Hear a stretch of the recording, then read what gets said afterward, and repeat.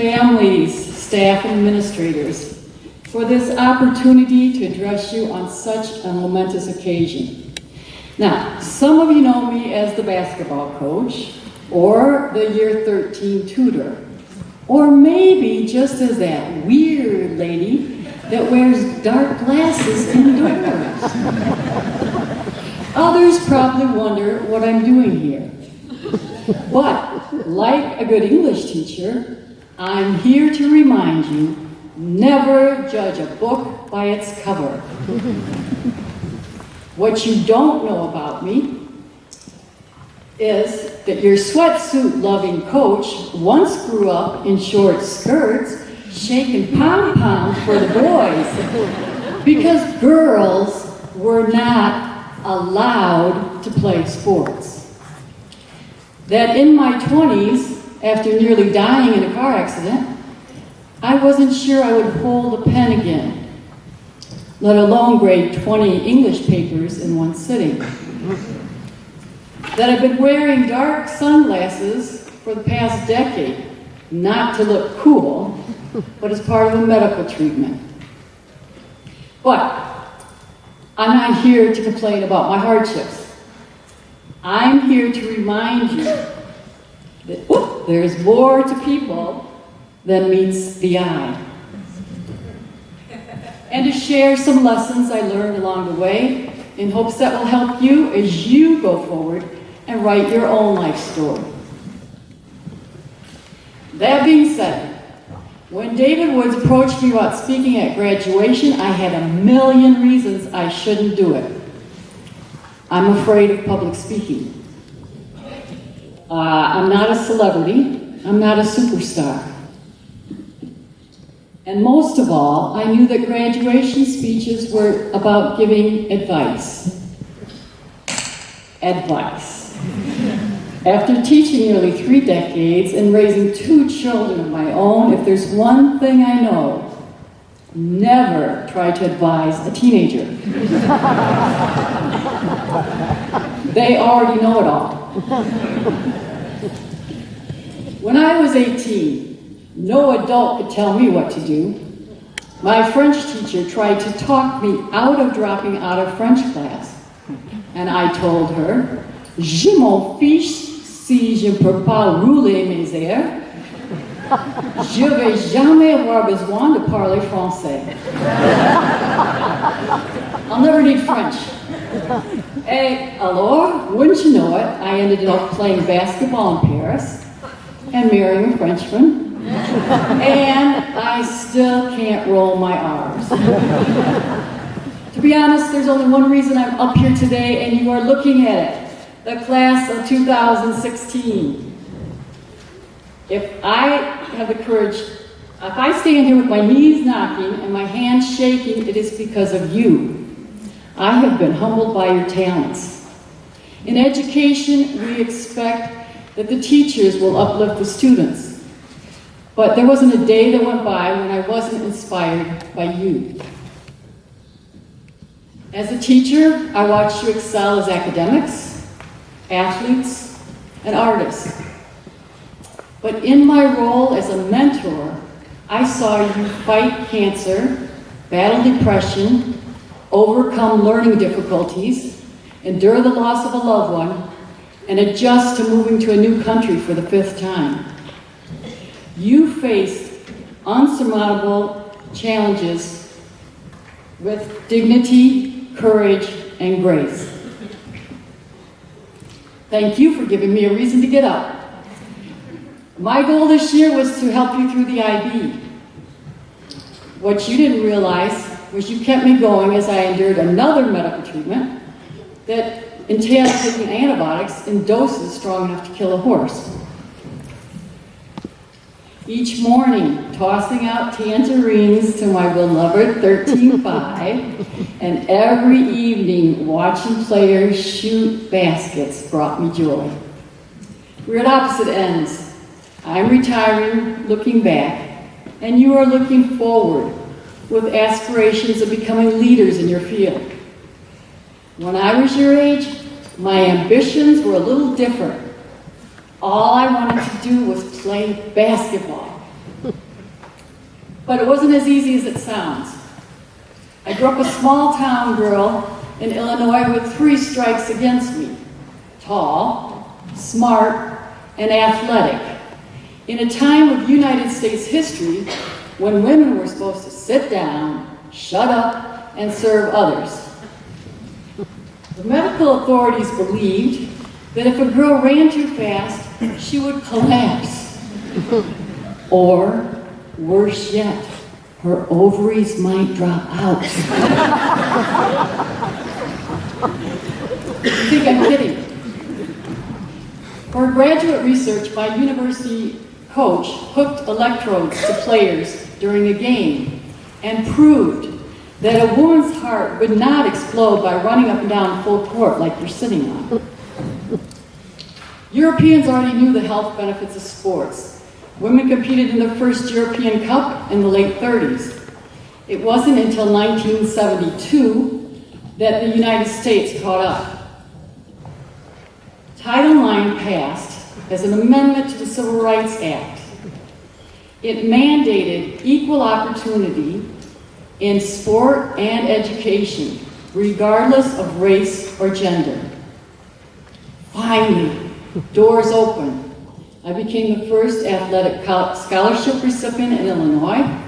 I played in the first women's professional league, and then I became one of the first Americans to play in Europe. But I faced intolerance, resistance, and ridicule every step of the way. As anyone who's faced discrimination knows, attitudes take longer to change than laws.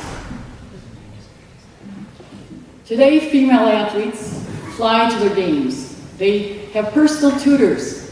They train in state-of-the-art facilities. Back in the 70s, we drove ourselves 8 hours, played the game, hopped back in the car, drove home, and get this, 13th graders, we still made it up for 8 a.m. class. In the pros, I survived, when we hadn't been paid for 5 months, we survived on peanut butter.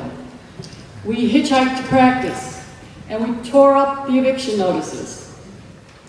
In Europe, I lived in a flat the size of a shoebox. I washed my clothes in the bathtub, and in the pre-internet days, my only connection to home was a letter that took 2 weeks to arrive. Did I ever want to quit? Absolutely. My number 1 tip, if you get knocked down, get back up. In secondary school, while society scorned me, I kept working on my jump shot. In college, I battled back from broken bones. And in the pros, I fought financial disaster. Then I struggled to fit in abroad. When France banned foreigners in the Women's League, I started over again in Germany. But first, I had to learn German. Every step of the way, the stakes grew higher, the risk greater. But I kept battling back until that snowy day, mid-season in 1983. I fell asleep in a car en route to Paris. 1 minute I was dreaming of making that last-second shot. And in the next instance, I was flying weightlessly through the air as our car flipped off the autoroute. I woke up in a river, fighting for my life. And in the long, lonely days in the hospital in a foreign country, I wondered what was left. Forget playing basketball. I wasn't sure I would walk again. It was 2 years before I could read a book. How do you deal with those life-changing setbacks? How do you keep your dreams alive in the face of defeat? You show up, even when you don't feel like it. I transferred the discipline ingrained from being a professional athlete into putting one foot in front of the other. To staying fit, even if that meant just walking to the end of the corridor and back. And to learning to pace myself to endure pain by going slowly some days. I don't know what challenges you will face. We don't get to pick our opponents, but I do know you will have the strength to meet them. Like the IB, nobody said your journey would be easy. Each step forward requires choices and sacrifices. My second suggestion, look out for the underdog. You will be that dog someday.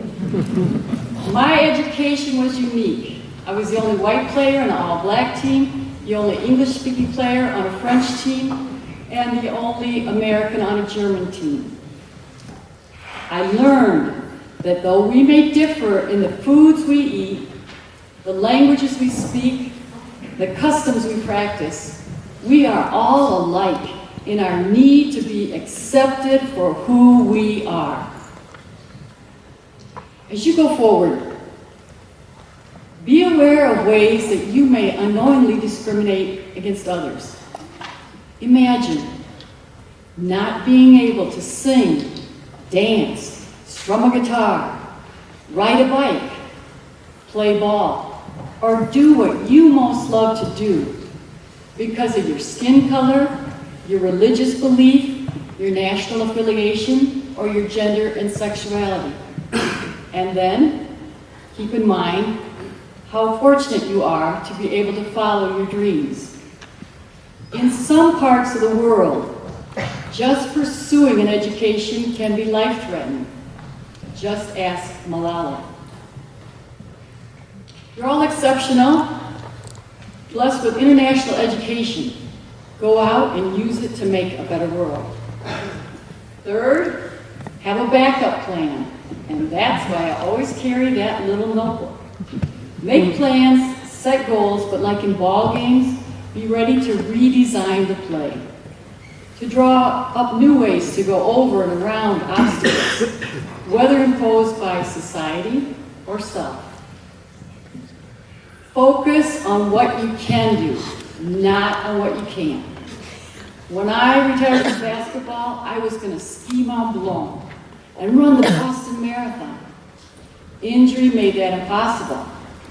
But I can walk, talk, write, speak, inspire, and I can coach.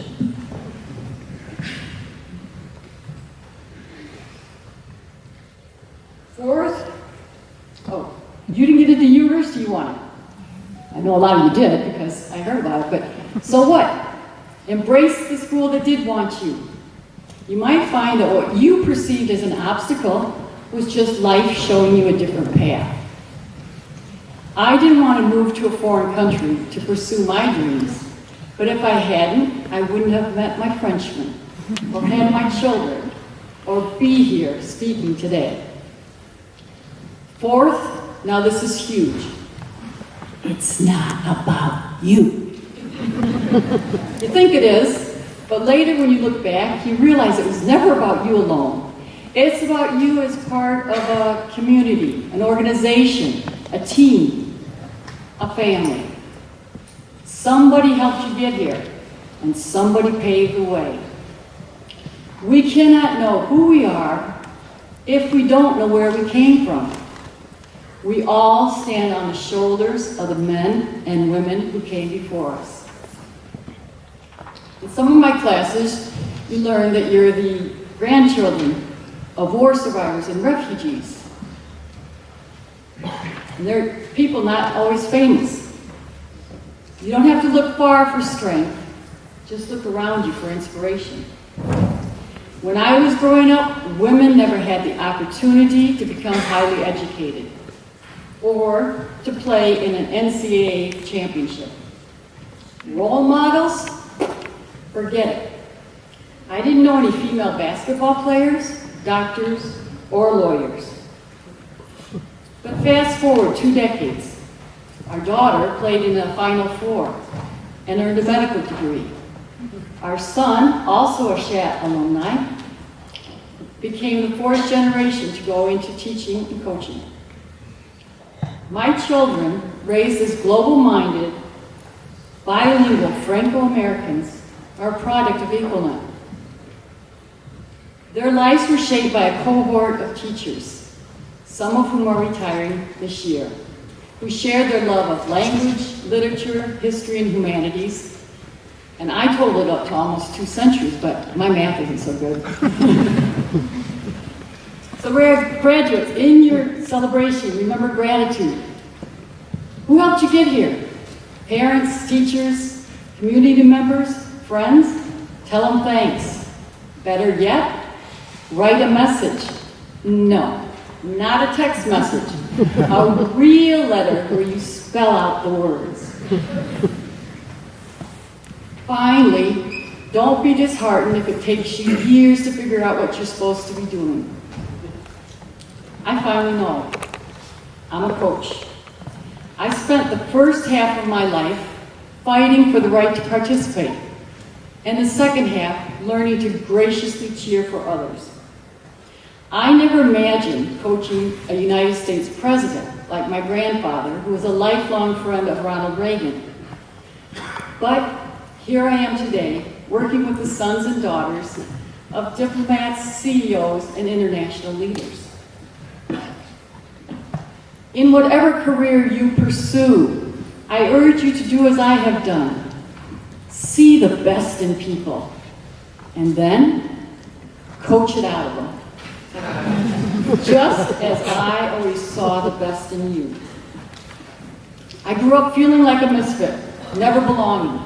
I never realized I was always at home right here in the gym. All my trophies couldn't help me get up and walk again when an accident left me crippled. And I didn't want to rewrite my script when an illness robbed me of years of vitality. But in my odyssey, from the cornfields of Illinois to the City of Lights to the International School of Geneva, I learned we can write our own destiny, even if you have to learn how to hold the pen. So now you know the mystery behind the woman in the dark glasses. I'm not a superstar. I'm just a feisty kid that fell in love with basketball and refused to take no for an answer. You don't have to be rich or famous or a celebrity to have an impact. It begins with one life. You never know how the right word, spoken at the right time, can mean the difference between hope or despair. You each have a gift.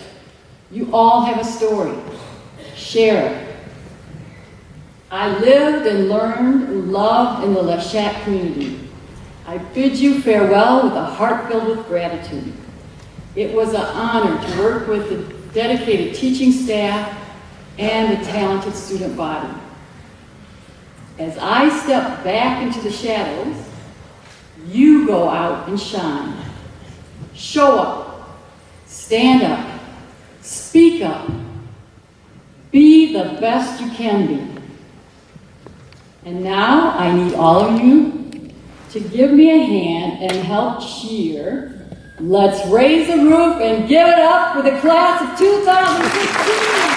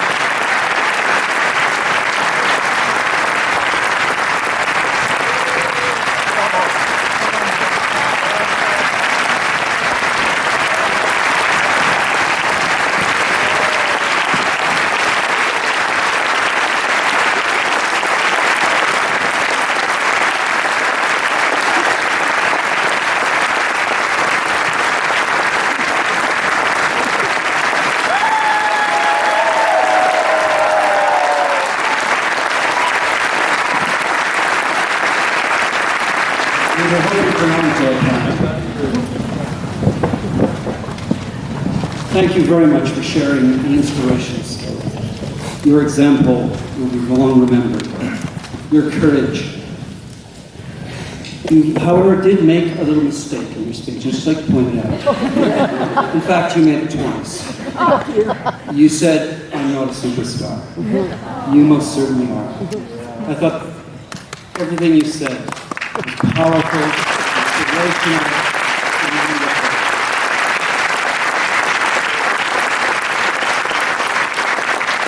And I'd like to thank you and the other retirees for all that you have done over the years.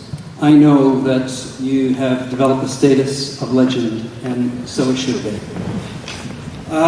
It gives me great pleasure now to welcome to the stage Jenny Jump, who will sing Autumn Leaves by Ed Sheeran.